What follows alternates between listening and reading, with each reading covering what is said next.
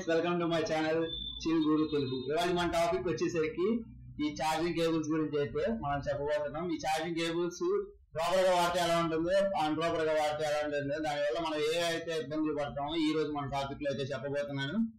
ఇంకా లేట్ చేయకుండా అయితే టాపిక్ లోకి వెళ్ళిపోదాం. మనం ఏం పర్చేస్ చేసినా సరే మనకి ఛార్జింగ్ కేబుల్ అనేది కంపల్సరీగా మనకి అయితే కంపెనీ వాళ్ళు ప్రొవైడ్ చేస్తారు ఒక బాక్స్ లో. అండ్ అడాప్టర్ అయితే ప్రొవైడ్ చేస్తారు. ఆండ్రాయిడ్ ఫోన్స్ లో అయితే అడాప్టర్ అండ్ ఛార్జింగ్ కేబుల్స్ అయితే ప్రొవైడ్ చేస్తారు.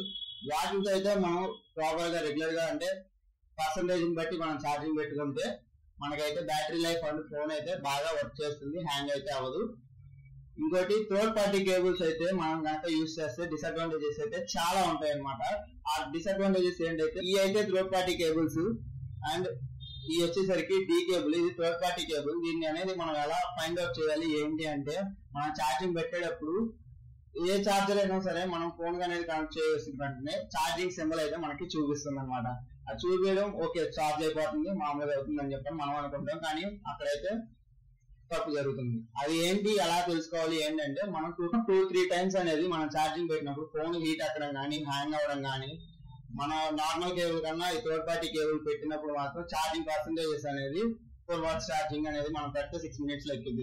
అండ్ థర్డ్ పార్టీ ఛార్జింగ్ పడితే మనకి 16 minutes అయినా మనకి అంతే పర్సెంటేజ్ అయితే చూపిస్తుంది. ఇయే థర్డ్ పార్టీకి ఒరిజినల్ ఒక డిఫరెన్స్. అయితే అలాంటివి వాడాలి, ఏమేమి వాడాలి ఏంటంటే అయితే నేనైతే చెప్తున్నాను. దానికి మీరు కనుక కొద్దిగా ఎక్స్పెన్సివ్ చేసుకుని ఆ ఛార్జింగ్ కేబుల్స్ అనేది మెయింటైన్ చేసుకుంటే మనం అయితే చాలా సేఫ్ అవుతాం అనమాట. ఇది చూసారా, ఛార్జింగ్ కేబుల్ కట్ అయిపోయింది.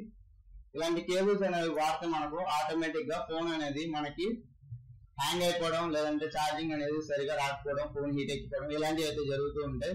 అండ్ ఇలా బెండ్ అయిపోయినప్పుడు ఒకవేళ ఇదే ఒరిజినల్ ఛార్జర్ అయిపోయింది, బెండ్ అయిపోయింది, ఊడిపోయింది అనుకోండి, దీనికి స్ట్రిప్స్ అనేవి రబ్బర్ స్ట్రిప్స్ అనేవి దొరుకుతాయి. అవి అయితే మెయింటైన్ చేయండి. మన ఫోన్ అయితే చాలా అయితే సేఫ్ ఉంటుంది. మనం ఫోన్ కి పౌచ్ చేపిస్తాం, గ్లాస్ చేపిస్తాం, update time to time update చేస్తాం, బ్యూటీ ప్లస్ ల్యాబ్ ఎక్కించుకుంటాం. మనం ఫోన్ కి ఇన్ని చేస్తున్నాం కదా, ఫోన్ కాపాడి ఈ ఛార్జింగ్ కేబుల్స్ ని మనం అంత జాగ్రత్తగా చూసుకోవాలి. అందుకే నేను ఈ వీడియో అయితే చేస్తున్నాను. అలాగే ఈ వీడియో నచ్చినట్టయితే లైక్ చేయండి, షేర్ చేయండి, పక్కన ఉన్న సబ్స్క్రైబ్ బటన్ నొక్కి దాని పక్కన ఉన్న బెల్ ఐకాన్ అయితే క్లిక్ చేయండి. దీనివల్ల నేను ఏమైనా ఇంట్రెస్టింగ్ వీడియోస్ పెడితే ముందుగా చూడొచ్చు. అండ్ మీకు ఎటువంటి ఇంట్రెస్టింగ్ టాపిక్స్ కానీ టెక్నికల్ డౌట్స్ కానీ ఏమైనా ఉంటే కింద అయితే కామెంట్ చేయండి, దాన్ని సాల్వ్ చేసి నేనైతే వీడియో అప్లోడ్ చేయడానికి